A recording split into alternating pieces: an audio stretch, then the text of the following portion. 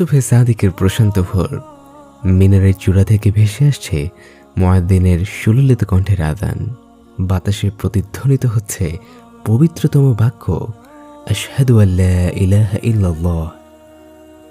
চাদর মুড়ি দিয়ে শুয়ে আছেন আপনি। এর মধ্যে বেশ কয়েকবার অ্যালার্মটা বেজে উঠেছে এবং প্রতিবারই ঘুমে ঢুলু ঢুলু চোখে আপনি সেটাকে বন্ধ করে দিচ্ছেন। শেষমেশ সবগুলো অ্যালার্ম টার্ন অফ করে নিশ্চিন্তে চোখ বুঝলেন আপনি। শান্তির ঘুম।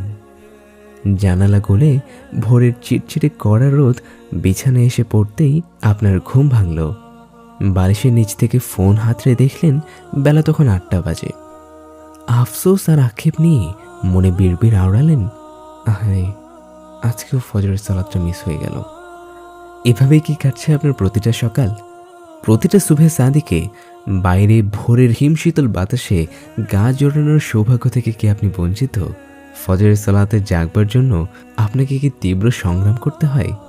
যদি আপনার গল্পটা এরকম হয়, আমরা আপনাকে কিছুটা উপায় জানিয়ে দিতে পারি যা আপনাকে সাহায্য করবে ফজরের সালাতে নিয়মিত হতে এবং হয়ে উঠতে সুবহে সাদিকের ভ্রমর। প্রথম উপায়, সবার আগে আপনাকে যা করতে হবে তা হলো তাড়াতাড়ি ঘুমোতে যাওয়া। বিশ্বাস করুন বা না করুন, ফজরের সালাতের জন্য জাগতে পারা এবং ফজরের সালাত আপনি কতখানি খুশু খুশুর সাথে আদায় করতে পারছেন তা অনেকখানি নির্ভর করে রাতে আপনি কখন ঘুমোচ্ছেন তার উপর।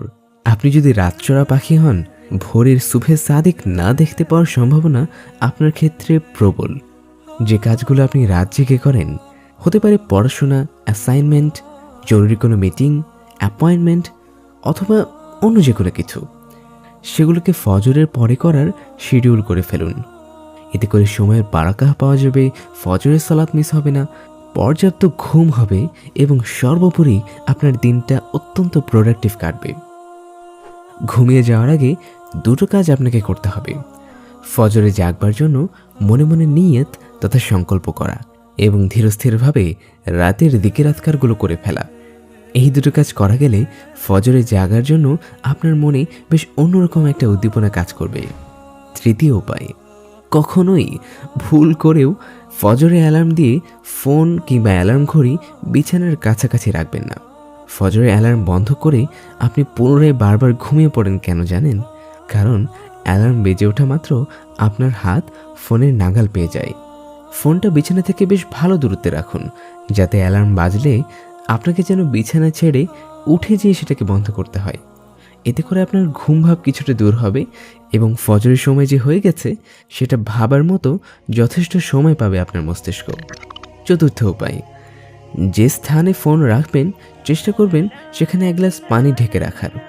অ্যালার্ম বন্ধ করতে এলে তা যেন আপনার চোখে পড়ে। সেই পানিটুকু খেয়ে নিলে আপনার শরীরে ঘুমের যে রেশটুকু অবশিষ্ট ছিল দেখবেন তাও চলে গেছে। এই 4টা উপায় নিশ্চিত করতে পারলেই দেখবেন আগামীকাল থেকে আপনি ফজরের সালাতে নিয়মিত হতে শুরু করেছেন, ইনশাআল্লাহ।